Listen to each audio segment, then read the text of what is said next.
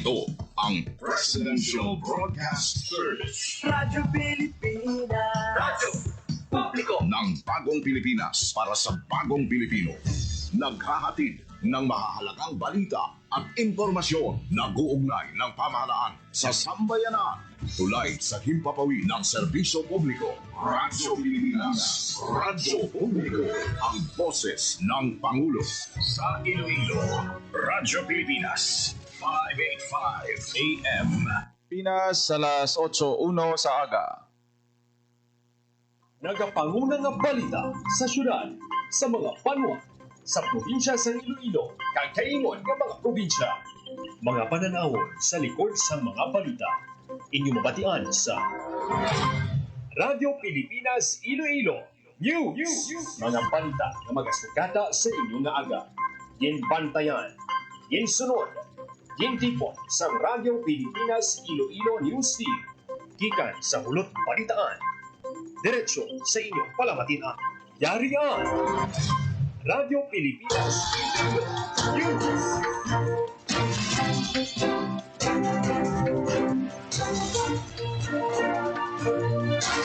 Mayong aga Pilipinas, good morning Western Visayas, welcome sa Radyo Pilipinas News. Subong adlaw sang Lunes, Hulyo 7 na kita tuig 2025. Ako ang inyo tagbalita, Junel Baclay, kag karon sa aton nga mga headlines. Drug cleared barangay sa Western Visayas naglabot na sa masobra 96% suno sa PIDEA. Masobra 159.6 million pesos ng assistance na palabot sa mga napektuhan sa paglupok sa kanlaon sa Negros Occidental. Senator Bam Aquino nagapanawagan sa investigasyon sa natabo ng insidente sa Peace Anan National High School. Cientos ka mga benepisyaryo sa Project Lawak ang binhi sa DSWD nakabato na sa cash aid. Mga cases sa Iloilo City masobra na sa 260. 30th PCR month sa siyudad sa Pasig Lunsar, Ride for a Cause ginhiwat kadungan sa selebrasyon. Mga opisyales sa barangay nagpa-indis-indis sa pagbukas ang Iloilo Provincial Barangay Officials League Season 2. Bago nga Force Commanders ang First Iloilo Provincial Mobile Force Company nag-courtesy call sa alkalde sa Banwa sang Tigbawan. Nag-DA Western Visayas naghiwat sang Agri-Info Caravan sa Banwa sang Ibisan. Oras sa Radyo Pilipinas alas 8:04 sa aga pagkaron sa detalye na sa aton mga balita lokal. Radyo Pilipinas. Radyo Pilipinas News. Naglabot na sa 96.4% sa mga barangay sa Western Visayas ang hilway na sa illegal nga droga. Kasunod ini sa ginhiwat na Regional Oversight Committee deliberation. Sa diin may nadugang nga 4 ka mga barangay sa Western Visayas nga gindeklara nga drug cleared. Ini ang barangay Timpas Panitan sa probinsya ng Capiz, barangay Bayuyan Estancia. Sa probinsya sang Iloilo kag barangay Yulo Drive Arevalo, barangay Katilingban Molo naman sa Iloilo City. Ini ang mga barangay nga wala na sang problema sa illegal nga droga matapos madakop na ang mga nagaduso sa illegal nga droga kag napaydalom na sa rehabilitasyon ang mga drug users base sa Dangerous Drugs Board. Sa datos ng Philippine Drug Enforcement Agency, Region 6, 3,270 sa 3,389 ka barangay sa rehiyon ang indeklara na nga drug cleared. Sa karon, 119 ka barangay na lang ang nalakip sa o kung apektado pa sa illegal nga droga sa bilog nga Western Visayas santo sa monitoring sang Radyo Pilipinas. Radyo Pilipinas News. Masobra 159 million pesos nga assistance na palabot sa mga naapektuhan sa paglupok sa bulkan Kanlaon sa Negros Occidental. Radyo Pilipinas. Tali sa balita ni Marian Grace Erenyet. Naglabot na sa masobra 159.6 million pesos na assistance ang napalabot sa mga pamilya sa Negros Occidental nga naapektuhan sa paglupok sa bulkan Kanlaon. Sabik sa datos sa Department of Social Welfare and Development Field Office 6, yara na sa 159,624,785.86 pesos ang assistance nga napalabot sa ahensya, mga local government unit ug non-governmental organization. Sa nasabing nga kandidat, masobra sa 118 million pesos diri ang ginhatag sang DSWD6. Lakip sa kimpalabot sang ahensya sa mga apektado nga pamilya ang family food packs, non-food items kag financial assistance. Sa karon may ara pa sang 3,259 ka individual nga nagatinera sa pulo ka evacuation center kag 7,111 naman ang nagatinera sa ilahing mga tao kon kakilala. Sandig sa Disaster Response Operations Management, Information and Communication Economic Reports ng DSWD6, may 5,031 kabalay ang partially damaged kag isa ang totally damaged. Samtang may naka-standby ang DSWD6 nga masobra sa 159 million pesos na bili sang food, non-food items katag standby fund nga handa i-augment sa mga kinahanglan nga LGU nga maapektuhan sang anuman nga kalamidad. Para sa Bagong Pilipinas, Marian Grace Aranyata, Radyo Pilipinas, Radyo Publiko. Radyo Pilipinas. Radyo Pilipinas News. Senador Pam Aquino nagapanawagon sa investigasyon sa natabo nga insidente sa Pisanan National High School. Radyo Pilipinas. Ang detalye sa balita ni Hope Richante. Nagapanawagon sang tulid nga investigasyon si Senator Bam Aquino sa natabo nga insidente sa Pisanan National High School. Ginpunto sa senador ang insigida nga aksyon sa mga nagakaigo nga ahensya sang gobyerno para may baluan kung diin naghalin ang baho nga nagresulta sang paglaing sang pamatyag sa masobra duha ka gatos ka estudyante. Suno kay Aquino, dapat may manabat sa insidente. Ginpangabay man sang senador ang Department of Health nga magpadala sang bulig sa Antique para sa medikal nga kinanglanon sa mga apektado nga estudyante. Sa press conference sang July 3, ginpahayag ni Provincial Department of Health Office Head Dr. Romel Garganera nga nakakuha na sang sample sa Pisanan National High School para sa toxin test kag posible mapagwa ang resulta sa madason nga semana. Para sa Bagong Pilipinas, Hope Richante, Radyo Pilipinas, Radyo Publiko. Radyo Pilipinas. Radyo Pilipinas News. Duha ka gatos ka beneficiaryo sa Project Lawa at binhi sang DSWD Field Office 6 nakabato na sang ilang nga cash aid. Radyo Pilipinas. Radyo Pilipinas. Balita ni Marian Grace. Nakabatas ang cash aid ang tusyadas ka partner beneficiaries ang Project Local Adaptation to Water Access o kung lawa kag breaking insufficiency through nutritious harvest for the impoverished o kung binhi sa tubungan Iloilo. Kada isa nagbaton sa tig 9,600 pesos na kompensasyon matapos makumpleto ang 20 kaadlaw nga cash for work and training program. Ginpainalom ang mga partner beneficiaries sa capacity building training kag hands-on activities nga nakafocus sa disaster preparedness kag sustainable management ng small farm reservoir nga essential community asset sa pagsabay sa seguridad sa pagkaon kag tubig sa tunga sang climate change. Giniwat ang implementasyon sa programa sa mga barangay sa Kadabdab, Igtuble, Lanag Sur, Mulyona, kag Tabat.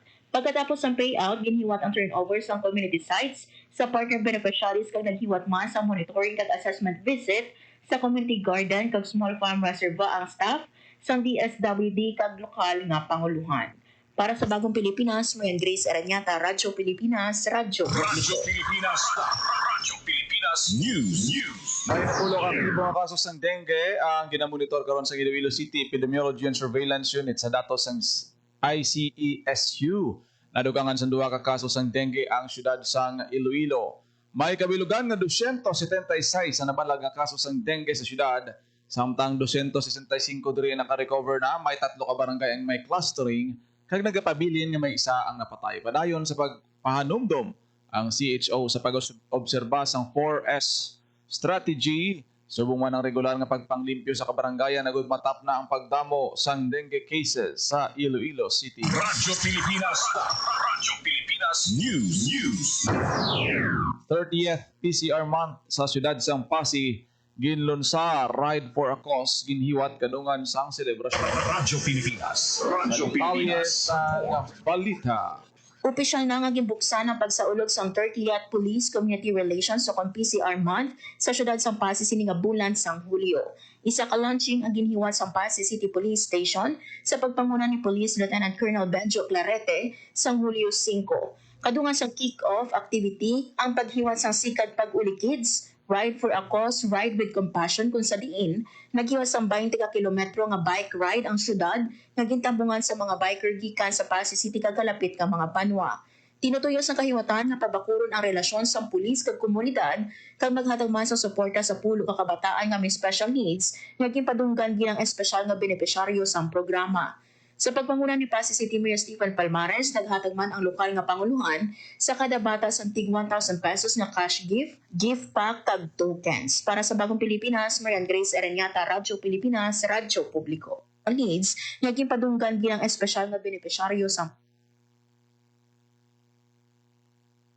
Radyo Pilipinas. Radyo Pilipinas News. Sa iban pang balita, nagpirma ang More Electric and More Power Corporation sa bago nga power supply agreement nga nakatalana magdugang sang 6.6 megawatts nga clean energy para sa Renewable Portfolio Standard. Ang Renewable Portfolio nabalag sa Republic Act 9513 nga nagamando sa mga kabahin sa electric power industry sa paggamit sa mga renewable energy para isupply sa mga konsumidor. Gintumod sa laying nga sa tuig 2030, yara na sa 50% sa mga mandated participants na nagasupply sang kuryente nga nagagamit sang renewable energy. Ginpermahan ang kasugtanan sa tunga sang presidente kag CEO sang More Power nga si Ruel Castro kag Alfonso Javier Reyes, presidente sang Urban Energy Development Corporation nga subsidiary sa Mabuhay Power Holdings Corporation.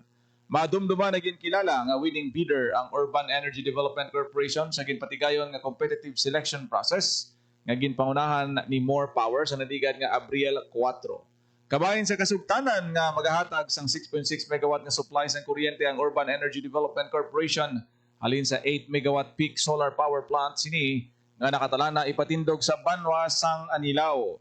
Ginpaabot ang groundbreaking ceremony sa nasambit nga proyekto sa karon nga tuig. Ang tikang sang More Power nagaangot sa mando sa Department of Energy sa mga energy utilities kay distribution company sa pagsunod sang ila obligasyon sa Renewable Portfolio Standard. Sa karon yara na sa 33% ang renewable energy footprint sang More Power kag ginalauman ini nga mapadayon sa pagtaas bangod sa bag-o nga supplier. Radyo Pilipinas News. Radyo Pilipinas. Radyo Pilipinas News. Nagbisita sa Iloilo Provincial Capital si Her Excellency Nina Padilla Kainglet, Ambassador of the Philippines to Bangladesh. Ginbato ni Kainglet sa Kapitolyo ni Governor Arthur Defensor Jr. Sa iya pagbisita na istoryahan ng mga posibilidad sa investment sa tunga sang Bangladesh kag Pilipinas. Ginpabutyag naman sang gobernador ang kahandaan sa kolaborasyon agon matibong ang probinsya sang Iloilo.